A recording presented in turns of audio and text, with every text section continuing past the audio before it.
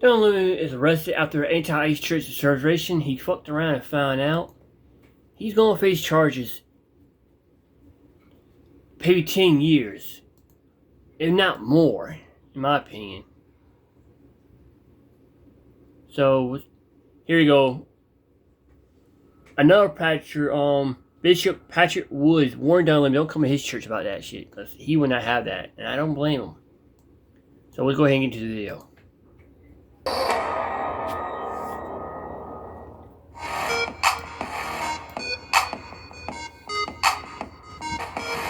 And this guy right here tells the truth. I like how he says he don't use no race card. He just tells the facts. Gotta love the show right here. Alright, let's get this thing started. Man, I told you.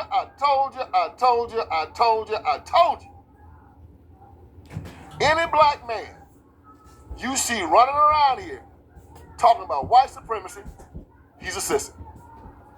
He's a pink panty wearing, ankle grabbing, lisping sissy.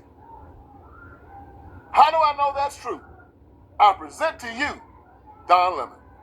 Don Lemon got the nerve to leave. I think he in Atlanta, Georgia. I don't know where the hell he is. Atlanta would be a good place for Don Lemon because this Alderman Gomari probably go to Jamal Bryant's church. So Don Lemon gonna go all the way up to Minneapolis, aggravate nice. So he's following these people to a church, all right? Because they believe that one of the pastors at the church worked for ICE. Come to find out the pastor worked for ICE years ago. They break up in the church protesting. Don Lemon right with them. And then work yourself up on some charges. And to a Fox News alert, journalist Don Lemon has been arrested in connection with an anti-ICE protest at a church in St. Paul, Minnesota. Bill Malusha joins us now with more on this breaking news. Hey, Bill. Yeah, Charlie, good morning to you. Our colleague David Spunt and I getting this breaking news from multiple law enforcement sources just minutes ago, confirming that former CNN anchor Don Lemon has been arrested by federal agents in Los Angeles just after midnight this morning at a hotel. This obviously all in connection with that storming of a church in St. Paul, Minnesota by that group of anti-ICE agitators. Now remember, the feds had gone to judges to try to get Don Lemon arrested before. They went to a magistrate judge in Minnesota who didn't sign off on an arrest warrant for him. Then it went to a judge above him. He didn't sign off on an arrest warrant for him. Then it went to an appeals court. They also decided not to sign off for an arrest warrant for him. So there was experts who were predicting that perhaps the feds would go to a grand jury. It remains to be seen if that's what happened here, but we can confirm that Don Lemon was arrested in Los Angeles by federal agents just after midnight Los Angeles time at a hotel. Now, typically, standard procedure with an arrest like this is the defendant will likely make their first court appearance sometime the same day. So there's a chance we may see Don Lemon make his first court appearance in Los Angeles sometime today. But obviously, this is going to grab all sorts of headlines. And they got these white liberal female women. All of them are. I mean, if you want to find some ugly women, you find white liberal women. So Don Lemon take his gay behind up there, talking about he a Christian. Don Lemon is the Jamal Bryant type of Christian. He's openly gay, married to a man, and then he wants to walk into the church and he wants to start giving these people a soliloquy and lessons on Christianity. To all men out there, now I think that the white men already, they don't, a lot of these white men don't give a damn about being gay. Hell, a lot of these white Democratic men, but a lot of black Democrat men still try to act like they don't know that being a male Democrat equates to being gay. I'm trying to pull y'all coat to this now. Because a lot of y'all don't know this now. If you are a Democrat male, that means you are part of the rainbow clique.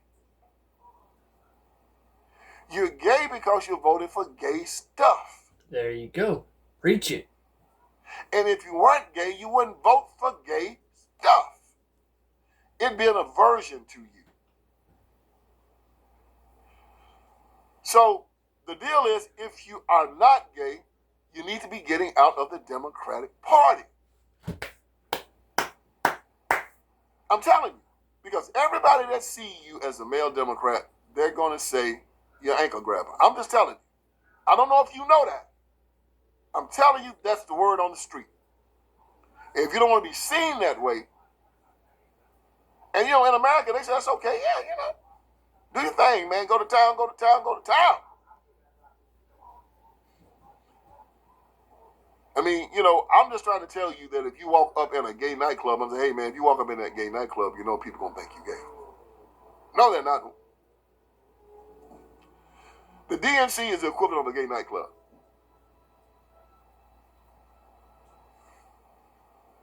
There it is. So Don Lemon is a poster boy for the black Democrat. Sweetness. And he ain't Walter Payton. Him and Jamal Bryant and Freddie Haynes and all these gay black preachers around here. Telling y'all, man, I know y'all gonna have a good time at the DNC convention in 2028. I can just see the village people running around there singing YMCA. So Don Lemon and his crew decided they were going to bust up here in this church. They're up there fighting ICE because they want to keep their voting bloc, which is the Somalian people and the illegals. They want to keep the money that they've been stealing from the federal government. They don't want to go to jail for stealing the money, for taking bribes. They are now in a Democrat Party death fight. Black people aren't coming on the streets to support them like they did with George Floyd. So they got to call out the Karens. And then the Karens called out the Keishas. And now this is just like an Amazon bar fight out there in the streets with ICE every day. So there's a bunch of he women and she men out there every day fighting ICE. And with all of that mayhem, ICE is they've still arrested over 10,000 people in Minneapolis. Now think about that, man. You got yourself a city that had 10,000 illegals in it. And they're still arresting them. 10,000. Good God Almighty, man. 10,000 illegals and they're still finding them.